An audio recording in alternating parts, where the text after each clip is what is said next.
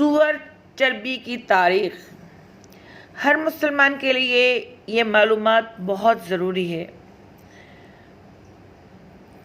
Europe سمیت تقریباً تمام مغربی ممالک میں گوشت کے لیے بنیادی انتخاب سور ہے۔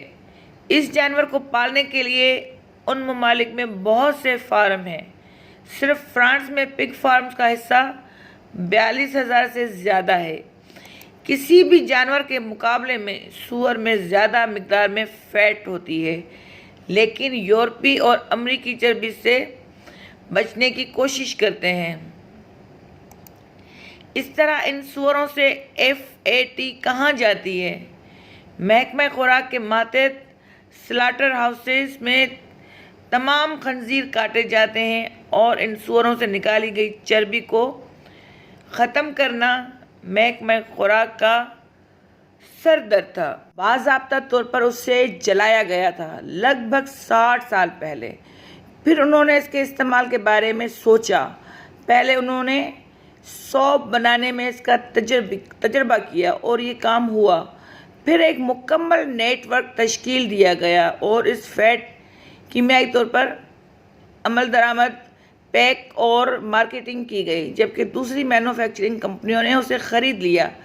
اس دوران میں تمام یورپی ریاستوں نے یہ ایک قاعدہ بنایا کہ ہر کھانے، طبی اور ذاتی حفظان صحت کی مصنوعات کو اپنے سرور پر درج اجزاء ملنے چاہیے، تو اس اجزاء کو پگ فیٹ کے طور پر درج کیا گیا تھا۔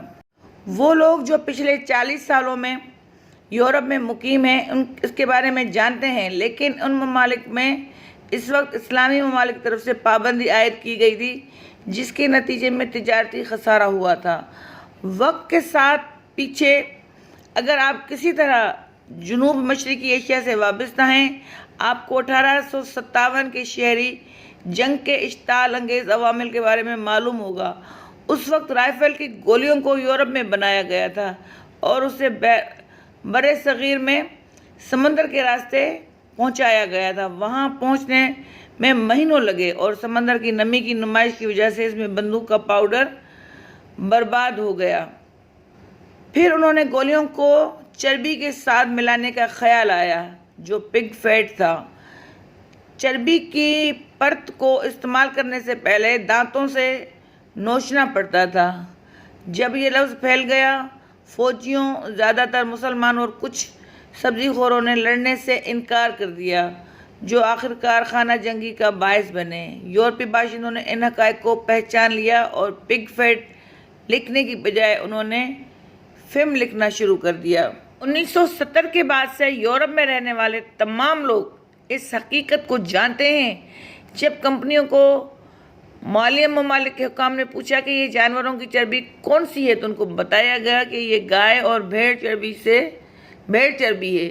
یہاں ایک سوال پھر اٹھا گیا کہ اگر یہ گائے یا شیپ فیٹ ہوتی تو پھر بھی یہ مسلمانوں کے لیے حرام ہے، کیونکہ یہ جانور اسلامی قانون کے مطابق غلام نہیں تھے۔ اسی طرح ان پر دوبارہ پابندی عائد کر دی گئی۔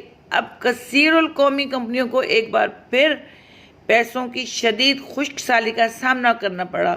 ان کی آمدنی کا مسلم فیصد ممالک کو اپنا سامان بیچنے سے حاصل ہوتا ہے اور یہ ان کی برآمد سے billions of dollars millennium world کو حاصل کرتی ہیں۔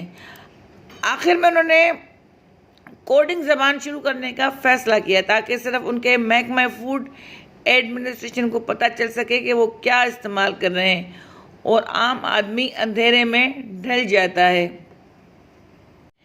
اس طرح انہوں نے کوڈز کا آغاز کیا۔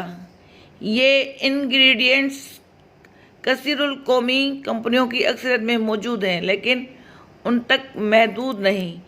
دانتوں کی پیسٹ، مونڈے کی cream, bubble gum, chocolate, sweets, biscuits, corn flakes, ٹافیاں، کینڈ فوڈز، کینڈ پھل، کچھ دوائیاں، ملٹی وٹامنز۔ چونکہ یہ سامان تمام مسلمان ملک میں اندھا دھند استعمال کیا جا رہا ہے، ہمارے معاشرے کو بے شرمی، بے رحمی اور جنسی استحصال سے جیسے